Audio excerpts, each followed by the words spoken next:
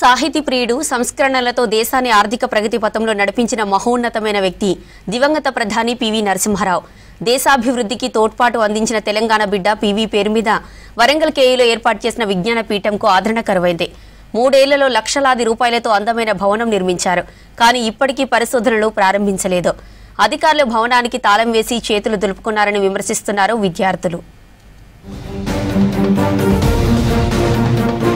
ఉత్తర తెలంగాణ విద్యార్థులకు ఉన్నత విద్య అందిస్తోంది వరంగల్ కాకతీయ యూనివర్సిటీ. ఎందరో గ్రామీణ విద్యార్థులు పీజీ పూర్తయ్యాక పీహెచ్డీలు చేసేందుకు కేయూలో చేరుతూ ఉంటారు.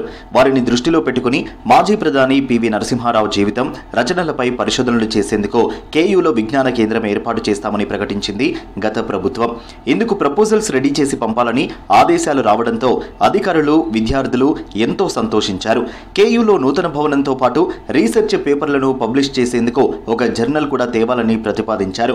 కానీ ఏడాది గడిచినా ఇక్కడ విజ్ఞాన కేంద్రం అందుబాటులోకి రాలేదు. కేవలం బిల్డింగ్ కేటాయించి దాని ముందు బోర్డు పెట్టి చేతులు దులుపుకున్నారు.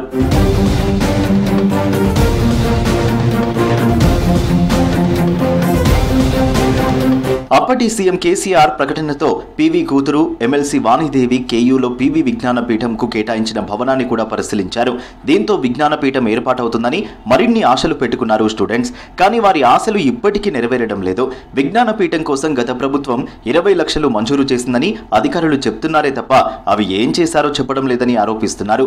పీవీ గారి యొక్క విద్యా కేంద్రాన్ని ఏదైతే కూడా పీఠాన్ని ఏర్పాటు చేస్తామని మరి అప్పటి గవర్నమెంట్ సిఫారసు జారీ చేసినా ఈ కొత్త గవర్నమెంట్ వచ్చి దాదాపు సంవత్సరం కూడా ఇంతవరకు ఎలాంటి దానికి సంపాదించిన పనులు మొదలుకు పెట్టకపోవడం, ఇక్కడ విద్యా పరిణామాలు పెంచకుండా, ఇక్కడ విద్యార్థులకు సహాయ సహకారాలు అందించకుండా తాస్తం చేస్తుంది. తక్షణమే ఇప్పటికైనా పనులు మొదలుపెట్టి సంబంధించిన విద్యార్థులకు న్యాయం చేయాలి. తెలంగాణ నుంచి ప్రధానిగా ఎదిగి ఆర్థిక సంస్కరణలతో దేశ గతినే మార్చిన పీవీ పేరిట విజ్ఞాన పీఠం ఏర్పాటు చేస్తామనడం గొప్ప విషయమన్నారు విద్యార్థులు. కానీ ఏళ్లు గడిచినా ఇప్పటికీ పరిశోధనలు ప్రారంభించకపోవడంపై అసహనం వ్యక్తం చేస్తున్నారు. విద్యాపీఠంకు భవనం కేటాయించి 3 ఏళ్లు గడిచిందని ఇప్పటి వరకు ఒక్క అడుగు ముందుకు పడలేదని విమర్శిస్తున్నారు. కాకతీయ యూనివర్సిటీలో పీవీ విజ్ఞాన పీఠాన్ని అనౌన్స్ చేసినప్పుడు నాటి ప్రభుత్వము ఈ విజ్ఞాన పీఠానికి ₹1 కోటి నిధులు ఇస్తామని చెప్పారు. మరి ఆ నిధులు ఎటుపోయినాయో తెలియదు.